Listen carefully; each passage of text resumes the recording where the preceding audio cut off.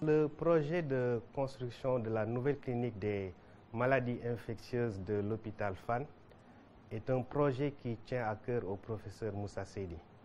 Et je dois vous dire que depuis plus de 6 ans, il est en train de chercher et de mobiliser des financements pour la réalisation de ce projet.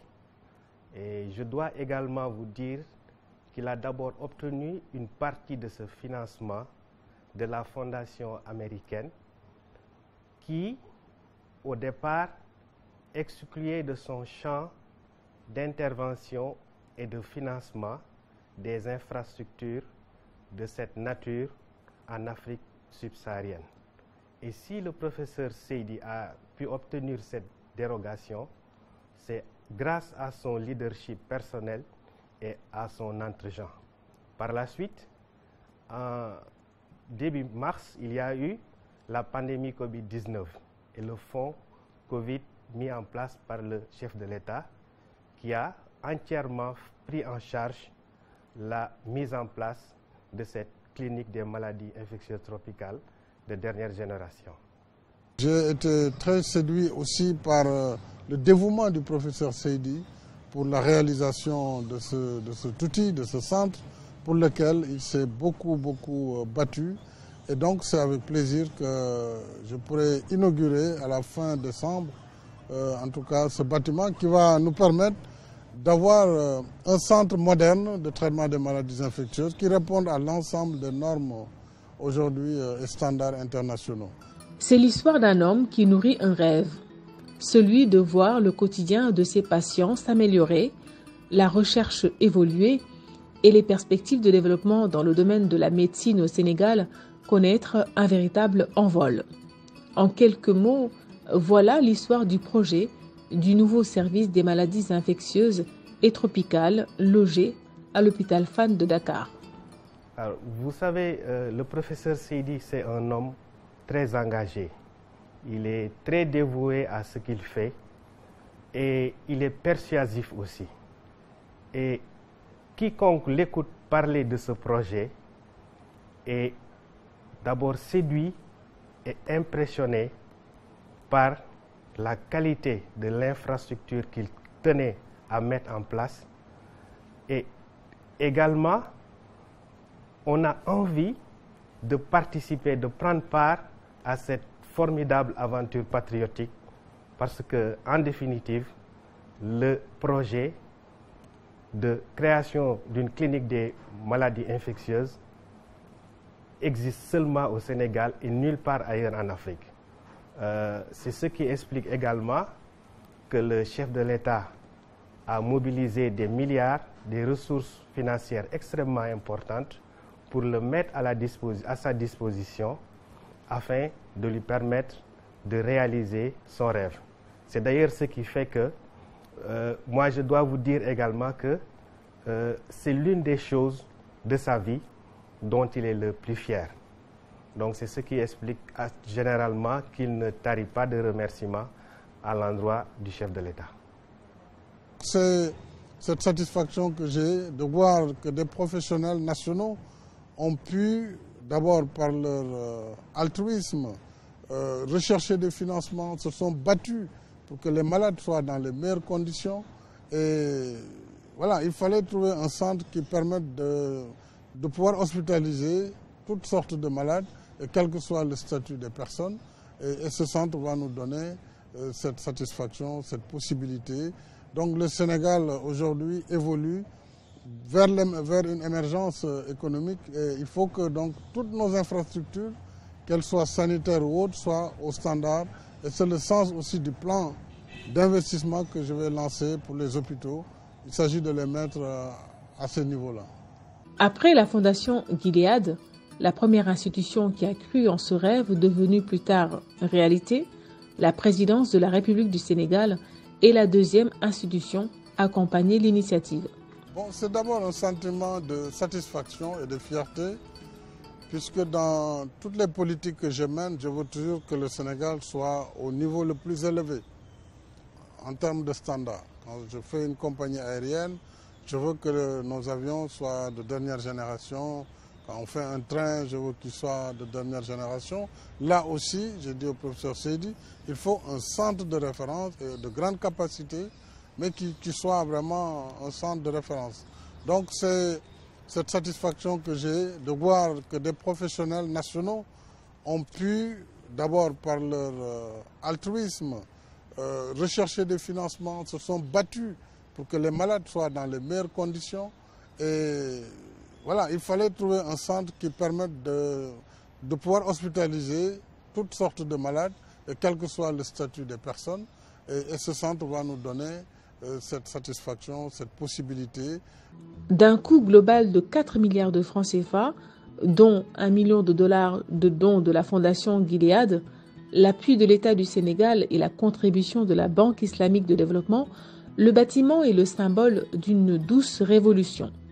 Créer un tandem intelligent entre la haute technologie et le confort du patient, tout en favorisant un environnement de recherche optimal.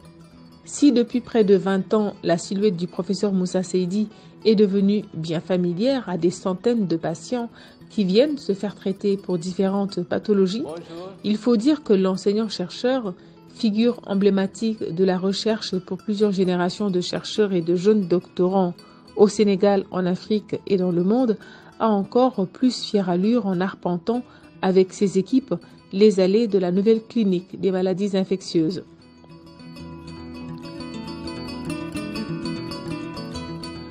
La nouvelle clinique du SMIT est en réalité ce que l'on peut trouver de mieux dans les centres identiques et de référence en Afrique et même en Europe.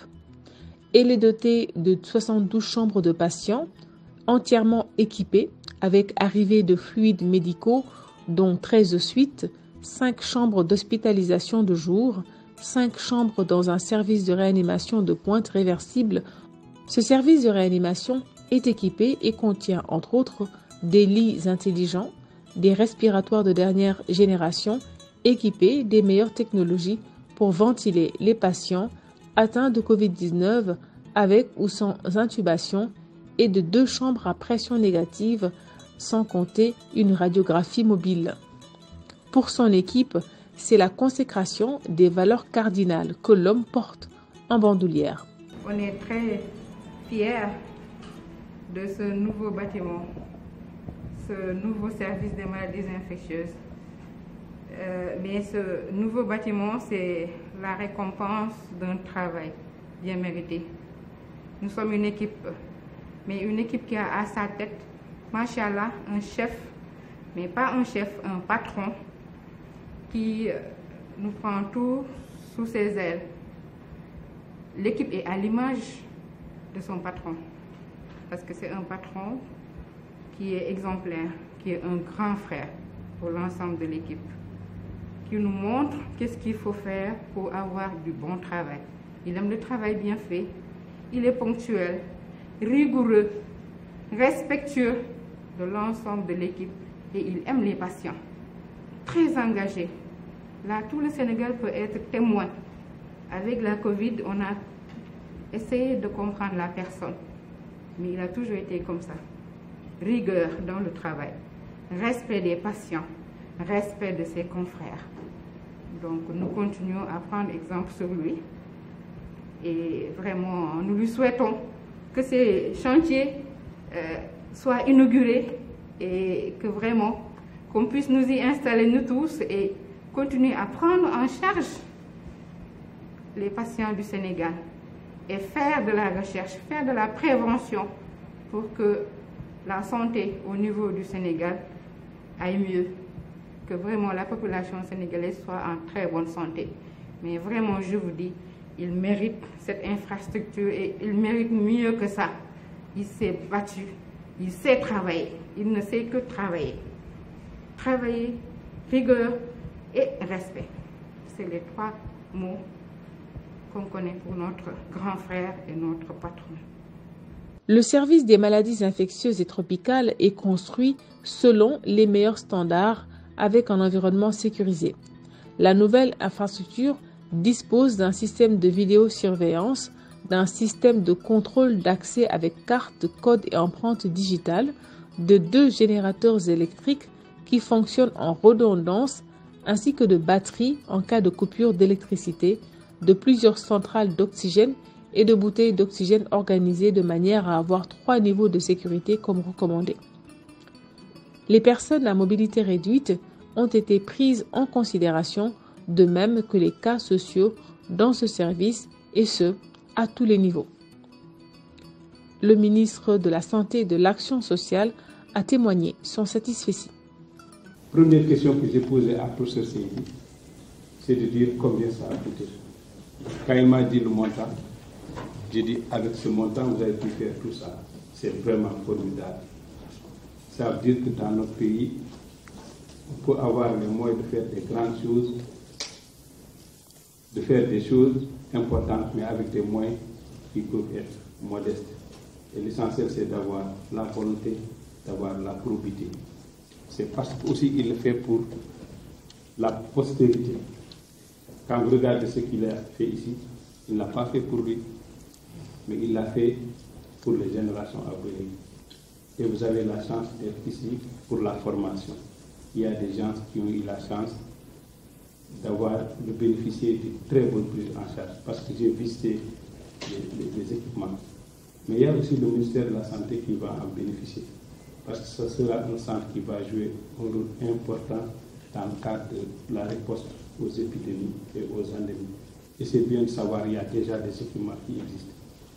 Et l'idéal et l'ambition serait de voir comment le professeur Seydi a dupliqué ce modèle-là aussi dans les régions.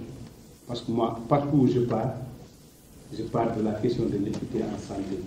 Le docteur Moussa Seydi est un professeur de classe exceptionnel à la faculté de médecine, de pharmacie et d'odontologie de l'université Cheikh Anta Diop de Dakar.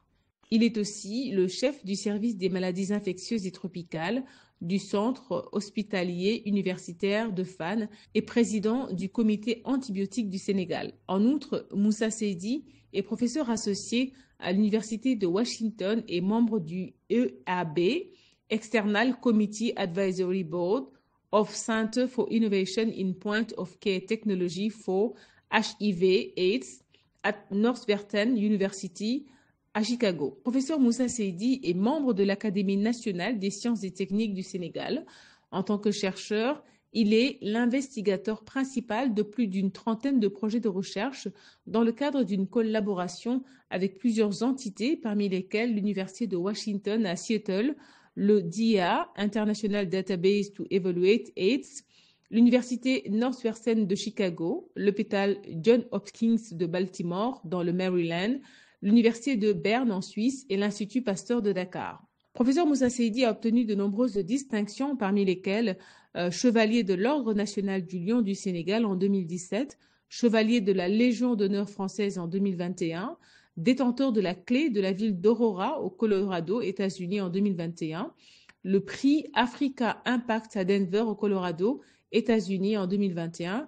Il est aussi officier de l'Ordre national du Lion depuis 2024. On peut désormais rajouter un promoteur des infrastructures ultramodernes. En effet, professeur Moussa Seydi rêve toujours très grand. Nous voulons à terme avoir un pavillon pour les accompagnants.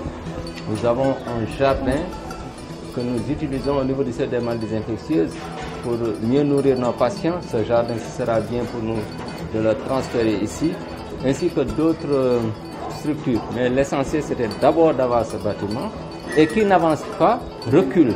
Le 20 décembre 2020, en effet, le service des maladies infectieuses et tropicales faisait un énorme bond en avant et entrait de fait dans les annales de l'histoire médicale du Sénégal.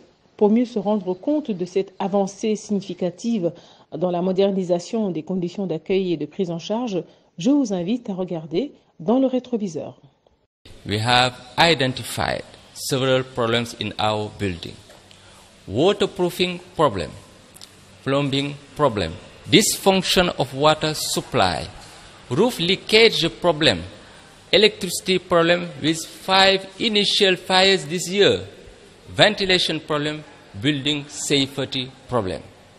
During our on-site visit, you will see all problems mentioned previously. Let's move for the clinic tour. Here you have the dysplasia laboratory, where PCR testing are done.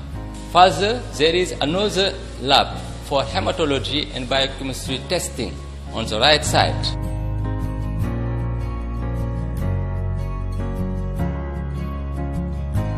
We got these laboratories with our collaboration with University of Washington that has been going on for more than 20 years, and we do have a dedicated team that is well trained and qualified.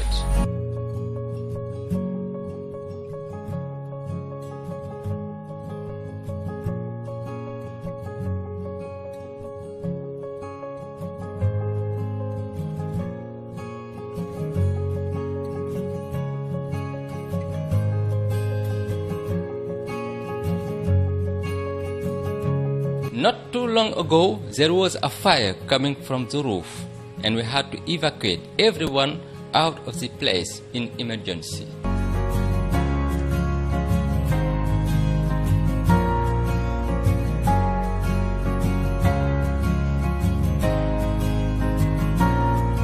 Staff meeting is held here every Monday morning. This classroom is also used for medical students training, exams, video conferences, and PowerPoint presentations. The anti-Ebola vaccine trials are taking place here. There is a waiting room for the study.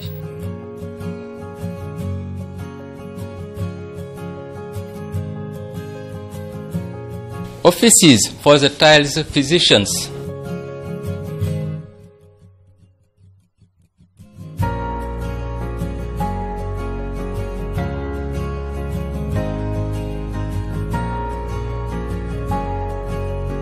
And a room for the rest of the team, samplers, pharmacists, social workers.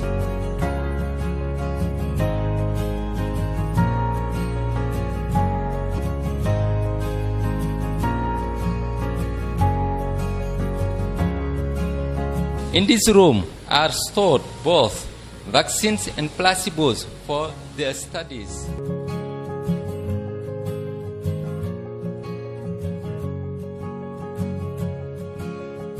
This is the way to go to the basement, which is not functional due to the infiltration of rainwater through the wall. It has not been used for many years.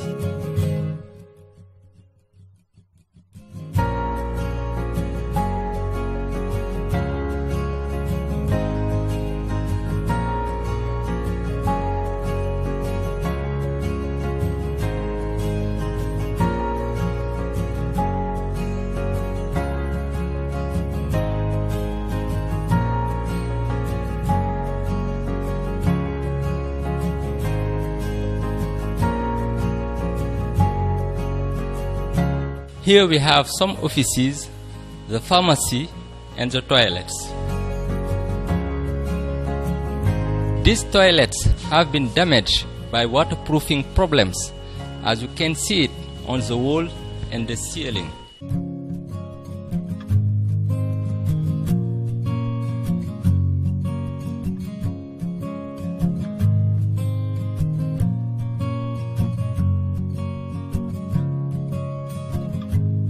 The intensive care unit is just ahead. Look up the results of the leaks. Here is the computer room that is not functional. We have here the consultation room that does not meet the standards. We have had several cases of tuberculosis among the staff because these places are not properly ventilated.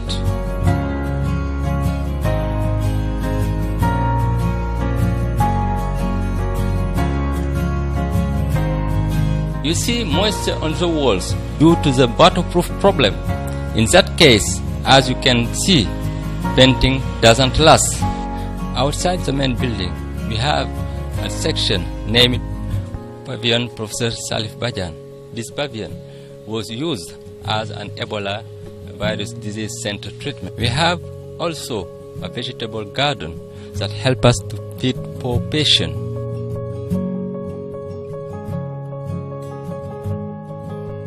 Our ambition is to integrate better infrastructure in order to maintain a safe working environment and improve the performance of our activities. We therefore ask your support for building a new edifice like this. Cet appel lancé à la communauté des mécènes engagés dans la cause de la santé a été certes un déclic, mais n'a pas pour autant suffi pour convaincre. Le professeur de médecine, loin des amphithéâtres et salles de soins, a pris son bâton de pèlerin pour prêcher la bonne parole jusqu'au-delà de nos frontières. On découvre pendant la Covid-19 un homme combatif, un amoureux de son métier qui défend la cause des malades partout, notamment dans les médias.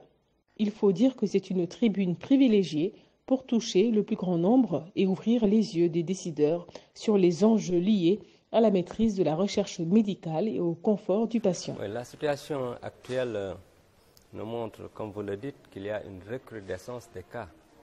Même si on constate ce matin qu'il y a eu moins de cas qu'hier et avant-hier, cela ne veut pas dire que la recrudescence n'est pas en train de continuer, au contraire, tout simplement parce que le nombre de malades hospitalisés continue d'augmenter.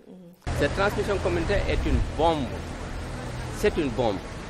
Cette transmission communautaire peut nous mener vers n'importe quelle situation. On peut se lever un beau jour et avoir le nombre de cas multiplié par 10, 15, 100. Vous voyez, on vous disait dans les premières études qu'un malade contaminait 2 à 3 patients. Ensuite, d'autres ont dit 7, 8, 9 patients. Mais nous avons un patient qui a contaminé 25 autres personnes.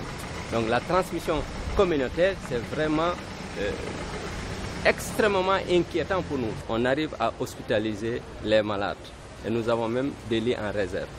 Mais comme je l'ai dit, on peut se lever un jour et nous retrouver avec 1000 cas. Et dans ce cas, est-ce qu'on pourra s'adapter en 24 heures pour avoir ces 1000 lits? Je n'en sais rien. C'est pour ça que je dis que c'est très difficile de parler avec certitude du nombre de cas à partir duquel on se sentira vraiment saturé. En tout cas, on s'adapte. La Covid-19 nous rend esclaves. Sommes-nous vraiment libres? Non. Pour retrouver notre vie normale, pour retrouver notre liberté, il faut plusieurs mesures, c'est vrai. Mais l'une des mesures phares, c'est la vaccination. On ne peut même pas comparer les risques liés à la vaccination et les risques liés à la maladie. Il n'y a pas de comparaison possible. Prenons l'exemple des thromboses dont on parle. Il a été noté 425 000 fois plus de cas de thrombose chez les patients atteints de Covid que chez les patients qui ont reçu les vaccins.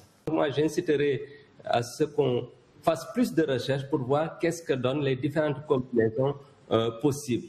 Pas hier, ça fait 3 jours, nous avons eu une réunion au niveau du ministère de la Santé.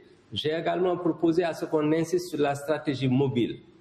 Parce qu'il y a des personnes qui ont des difficultés à se déplacer du fait de leur disponibilité ou bien tout simplement du fait de problèmes de moyens. Donc il faut amener la vaccination chez les personnes qui en ont besoin. Comme on le fait dans le programme élargi de vaccination, ou des équipes mobiles aller jusque dans les villages pour vacciner les populations. C'est comme ça qu'on a pu avoir une bonne couverture vaccinale. Donc il faut adapter les stratégies vaccinales en fonction aussi du contexte africain. Solidarité, oui, mais il faut aussi qu'on mobilise beaucoup de ressources domestiques pour essayer d'aller de l'avant. On ne peut pas toujours rester là dans une solidarité à sens unique. Je crois qu'il faut aussi dans cette collaboration internationale insister sur le fait que les Africains doivent aussi se battre pour essayer de trouver leur propre solution à leurs problèmes. C'est comme ça que l'aide internationale pourra être plus efficace parce que, comme vous le dites, l'Inde ne peut pas être dans une situation catastrophique et envoyer ses vaccins à elle, ce n'est pas possible. Parce que n'oublions pas, je termine par ça, que nous avons à peu près, disons, maximum 3% des cas mondiaux de Covid-19 confirmés et peut-être environ maximum 3% des décès mondiaux dus à la Covid-19. Donc, les pays qui sont producteurs et qui peuvent les fabriquer en ont aussi plus besoin que nous. Donc, cette solidarité doit se faire, mais il faut conscientiser aussi les pays africains pour qu'ils fassent ce qu'ils doivent faire pour que le résultat soit beaucoup plus rapide.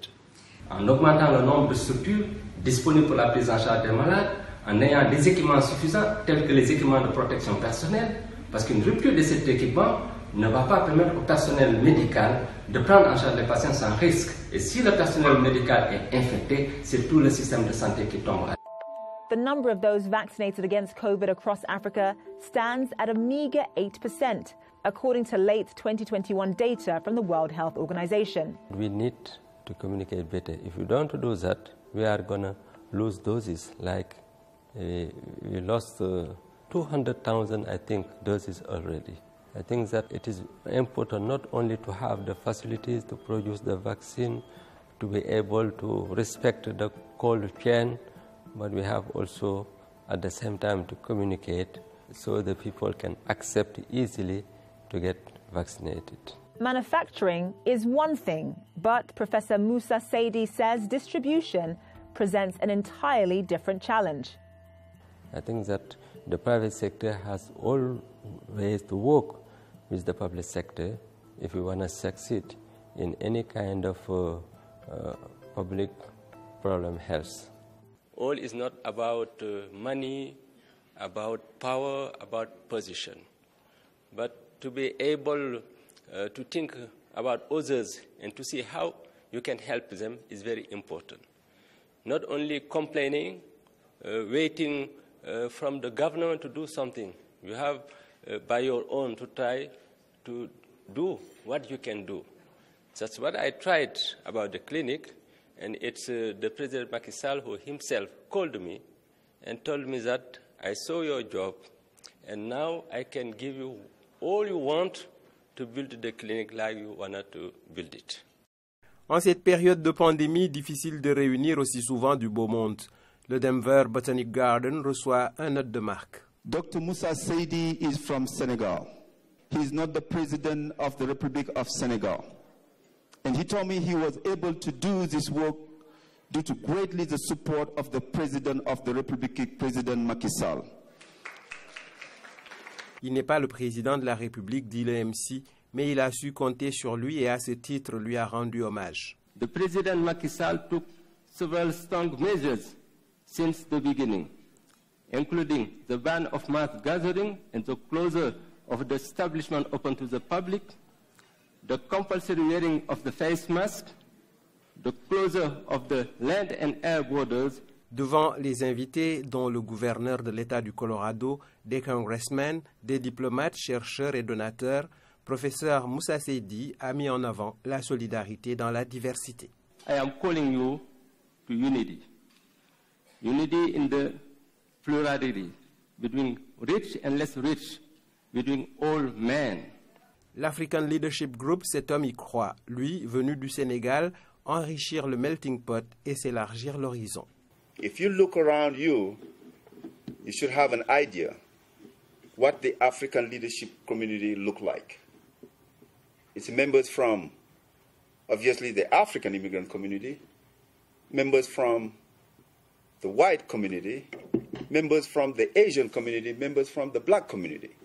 Autre événement inoubliable de ce séjour aux USA, la remise des clés de la ville d'Aurora.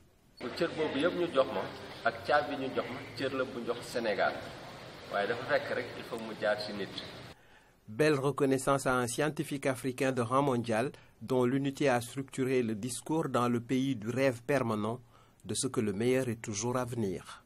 3 ans plus tard, la prophétie se réalise. La maquette a pris forme et avec le rêve d'un avenir plus rayonnant pour les acteurs de la santé. En soi, le nouveau bâtiment du service des maladies infectieuses et tropicales rompt avec les images familières que renvoient d'habitude nos structures de santé en Afrique et particulièrement au Sénégal. Se soigner, guérir et s'épanouir devient plus qu'un slogan, une réalité avec le nouveau service des maladies infectieuses et tropicales de l'hôpital Fann.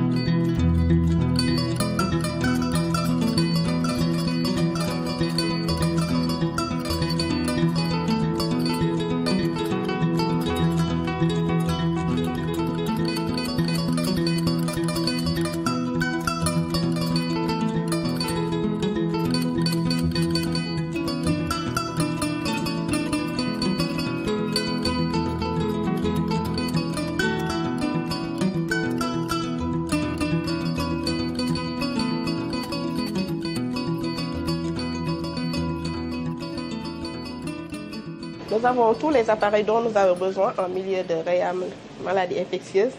Ça, c'est un appareil de CG pour faire le CG des malades. Parfois, les malades ne peuvent pas se déplacer. Ça, c'est un appareil de défibrillateur qui permet quand même, en cas d'arrêt cardiaque, de l'utiliser pour certains malades. Et comme on est aussi en milieu de réa, certains de nos malades ne peuvent pas se déplacer. Et dans l'urgence, on a besoin de la radiographie du thorax. C'est un appareil de radio mobile. Et ici aussi, c'est des aspirateurs. En même temps, nous disposons quand même d'un appareil de respirateur qui dispose d'un OptiFlow, un appareil hyper sophistiqué. Voilà. Professeur Viviane vous a montré un échantillon de ce que nous avons ici comme équipement. Mais nous avons bien d'autres équipements, des équipements de qualité et de dernière génération. Et nous sommes très heureux de ce service de réanimation et nous souhaitons que dans le pays tout entier, que tous les services de réanimation médicale puissent bénéficier des mêmes équipements ou même de qualité supérieure. Voilà, en tout cas, c'est un service de réanimation qui répond absolument aux normes. Et même sur le plan de l'électricité, nous avons plusieurs backups. Donc, il n'y a pas de risque que le courant se coupe dans ce service de réanimation. Concernant l'oxygène, nous avions 3 niveaux de sécurité, mais maintenant nous en avons 4. Parce que nous avions 2 générateurs, 2 centrales d'oxygène, plus les bouteilles d'oxygène. Là, nous avons acquis encore 2 autres centrales d'oxygène.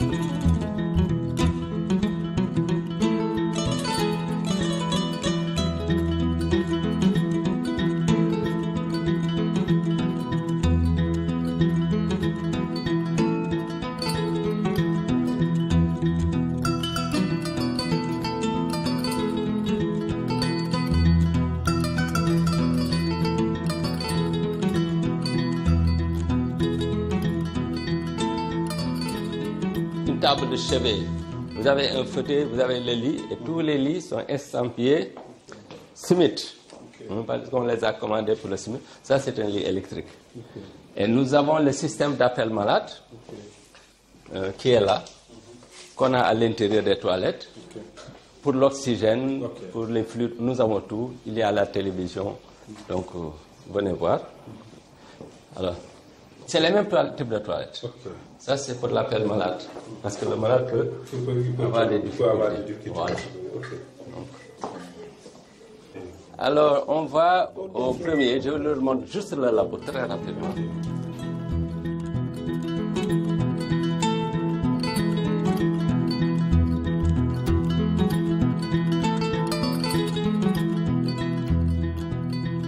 Des labos vraiment très bien équipés, de niveau P3, où on peut faire pratiquement toutes les analyses que l'on veut, sauf des analyses du labo P4. On a cet appareil-là, qui est très intéressant, qui gère la température, l'humidité, la pression, la ventilation, la climatisation. Il y a un système de traitement et de renouvellement de l'air. Donc aucun germe ne peut sortir ici et mettre en danger quelqu'un qui est à l'extérieur. Et ça protège en même temps le personnel qui n'a pas besoin de porter de masque. Ça, par exemple, la maintenance coûte très cher, l'appareil coûte excessivement cher. Voilà. Donc, c'est ça.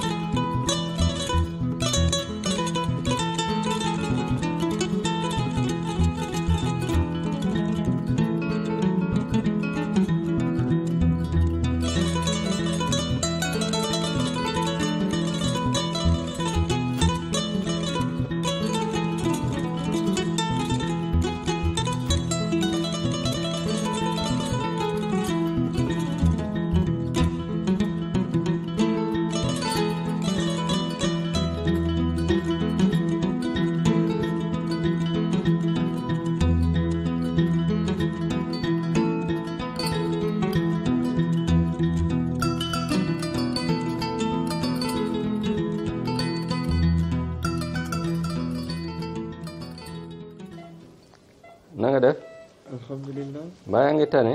sant yàlla bu baax. waaw dama xool dënn bi rek dégg nga. voilà.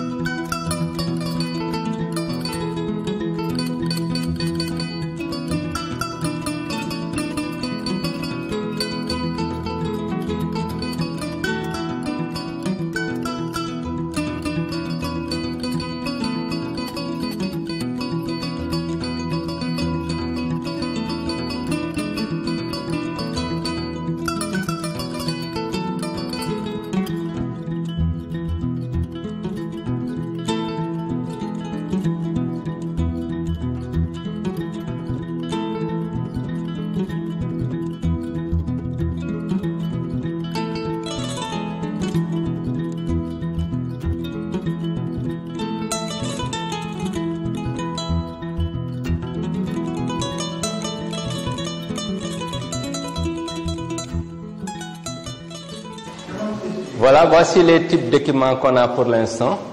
On a un écran même de télévision, hein? Donc voilà. Et on va continuer à équiper petit à petit.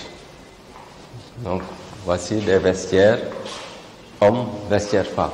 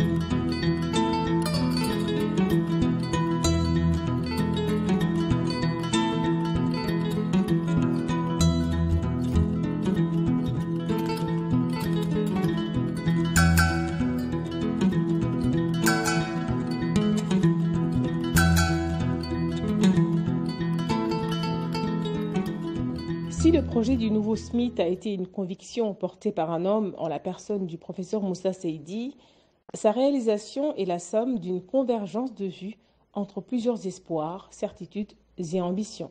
Alors, je n'aurais pas pu arriver à ce stade si je n'avais pas, après le soutien du Seigneur Tout-Puissant, celui de certains donateurs tels que Gilead, le président de la République et certains amis, parmi lesquels je citerai très clairement le colonel Amadou Tidiane Cissé de la Direction générale des douanes.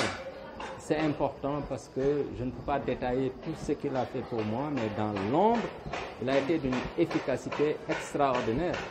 Et à part moi, personne ne sait exactement ce qu'il a, mais il m'a soutenu surtout. Je ne peux pas aussi ne pas citer mon personnel qui m'a accompagné de manière loyale et fidèle dans toutes mes activités. Et quand il est venu au niveau du chef de service, très sincèrement, la première chose que j'ai notée en lui, c'est l'ambition qu'il avait de reconstruire un autre service. Et pour vous dire, quelqu'un à qui on a proposé de lui offrir un nouveau service en dehors de l'hôpital, lui, il s'est permis de dire non, moi je ne veux pas un service privé, je veux un service public, dans un secteur public. Et il a été loyal depuis le début. Et ça fait 6 ans avant qu'on aboutisse à cela. Ça fait 6 ans qu'il court derrière ce service. Alhamdulillah, aujourd'hui, très sincèrement, de par sa loyauté, de par sa transparence, de par son sérieux, de par sa rigueur, je dirais encore d'autres qualifications que je porte en lui.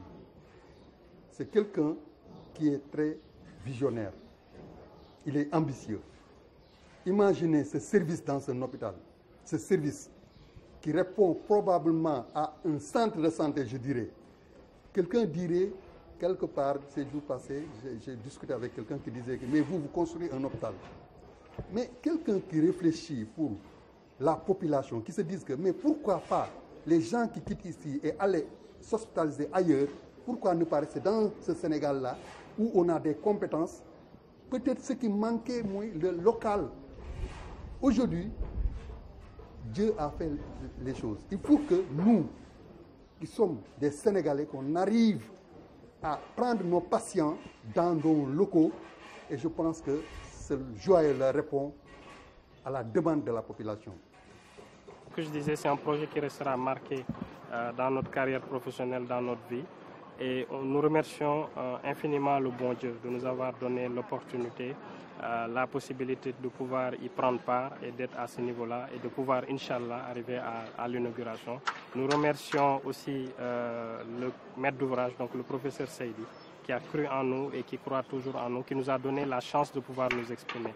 Nous remercions son Excellence, Monsieur le chef de l'État, d'avoir bien voulu apporter le financement complémentaire et d'avoir appuyé le projet pour que le projet puisse arriver à son terme. Parce qu'au début, on était dans un projet qui était moins important, mais par l'intermédiaire de son action, nous avons pu aujourd'hui arriver à ce projet-là d'envergure. Je remercie aussi tous les collaborateurs de Batelux, tous nos partenaires, toutes les entreprises, les ouvriers qui ont travaillé dans ce projet-là. Et vous donne rendez-vous à très bientôt pour l'inauguration.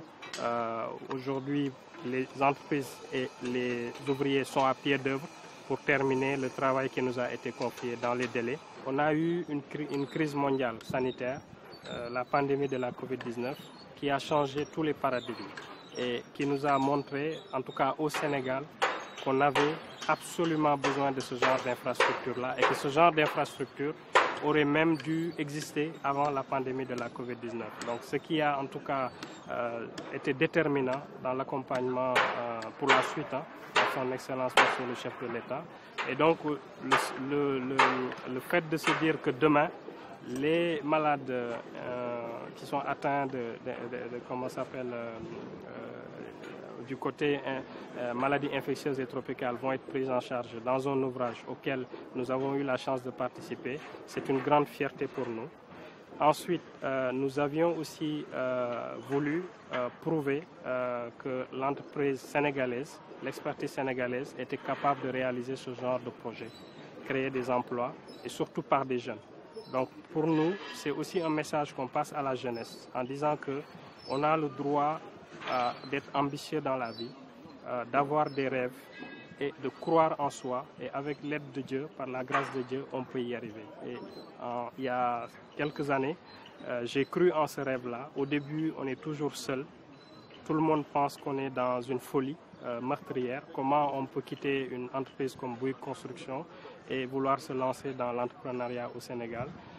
Parce que j'ai toujours eu la conviction que les plus grandes entreprises sénégalaises ici, nous sommes capables, par l'aide, par la grâce de Dieu, de pouvoir arriver à ce niveau-là. Donc ce projet nous a aussi permis de pouvoir, en tout cas, démontrer cela, démontrer nos capacités. Après la réalisation de ce joyau, d'importants défis se dressent pour la pérennité de l'investissement et la rentabilité humaine, le financement de la recherche pour la Fondation Hero, mais aussi l'entretien des bâtiments. L'avènement du nouveau service des maladies infectieuses et tropicales est une bonne nouvelle dans la sphère médicale sénégalaise. Elle inaugure une nouvelle ère où les professionnels de la médecine s'érichent en acteurs clés dans la conception et la réalisation des infrastructures médicales. Une manière certainement de dire aux autorités politiques que le développement passe aussi par des soins de qualité dans des lieux de qualité. Pour la postérité, le Sénégal comptera professeur Moussa Seydi parmi ceux qui ont porté haut ce nouveau flambeau. Que la flamme ne s'éteigne jamais.